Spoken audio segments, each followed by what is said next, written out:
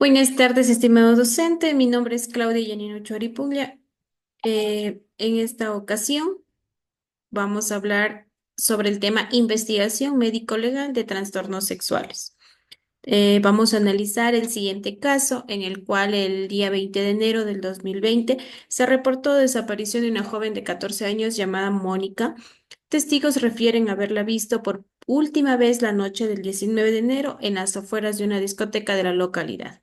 La víctima habría acudido a dicho lugar juntamente con algunas amigas. Sin embargo, aproximadamente a las 0 horas, algunas personas declaran que Mónica, en contra de su voluntad, fue llevada por tres individuos en un vehículo con rumbo desconocido.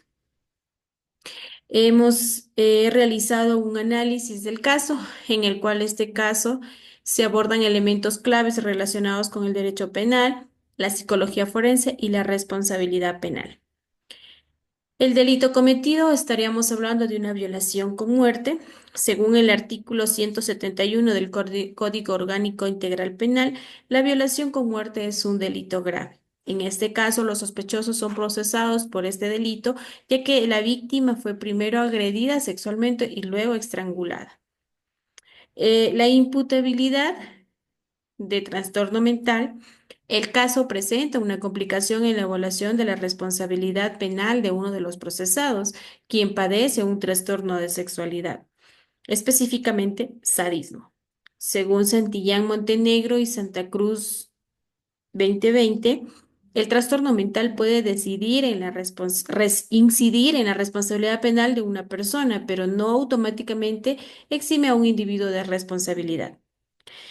En este contexto es relevante considerar si el trastorno de la sexualidad del procesado impacta su capacidad para comprender la ilicitud de su conducta o controlar sus impulsos y el COIP.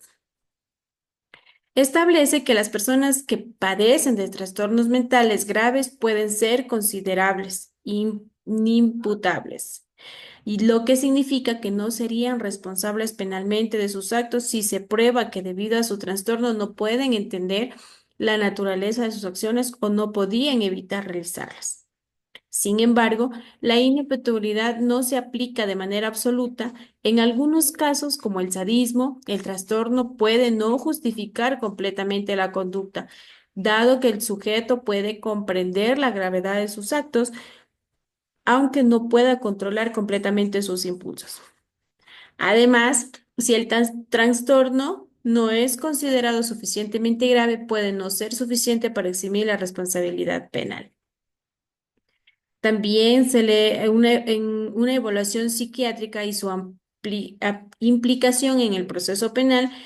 Según el informe de las pericias psiquiátricas, juega un papel crucial en el análisis de la culpabilidad de los procesados. Si se confirma que el trastorno psiquiátrico del acusado, o sea, es decir, el sadismo, afecta su capacidad para controlar sus impulsos, se puede argumentar que su responsabilidad penal no debe de ser evaluada considerada en su condición mental. Sin embargo, los tribunales deben balancear la evidencia sobre su estado mental con las pruebas de la conducta delictiva, especialmente cuando se trata de un crimen grave.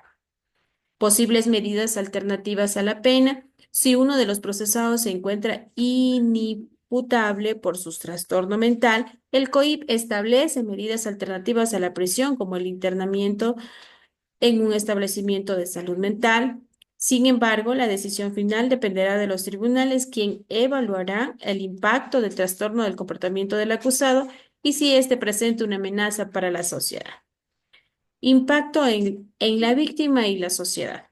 El daño psicológico a las víctimas de delitos de esta naturaleza es profundo. La violencia sexual y el asesinato generan efectos devastadores, no solo en la víctima directa, sino también en la sociedad, afectando la percepción de la seguridad y la confianza.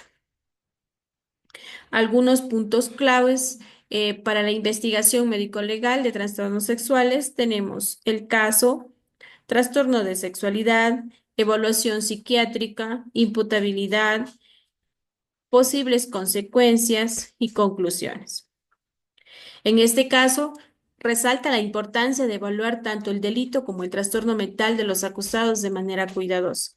La imputabilidad es un concepto clave en el derecho penal, pero su aplicación requiere pruebas detalladas de cómo el trastorno influye en la capacidad de la del acusado para comprender la naturaleza de sus actos y controlarlos. Aunque la persona acusada debe de haber cometido el crimen de violación y asesinato, podría tener un trastorno mental grave. Esto, esto no necesariamente exime de responsabilidad penal y el sistema de justicia penal deberá considerar que se aplican penas alternas o medidas de internamiento en lugar de prisión. Algunas recomendaciones sería fortalecer la capacitación interdisciplinaria en el sistema judicial y de salud mental para abordar de manera integral los casos relacionados con imputabilidad a los trastornos mentales. Implementación de políticas públicas que integren la prevención, tratamiento y rehabilitación de personas con trastornos mentales involucradas en procesos penales, asegurando que las medidas adoptadas sean proporcionales y protejan tanto los derechos del individuo como los de la sociedad. Muchas gracias.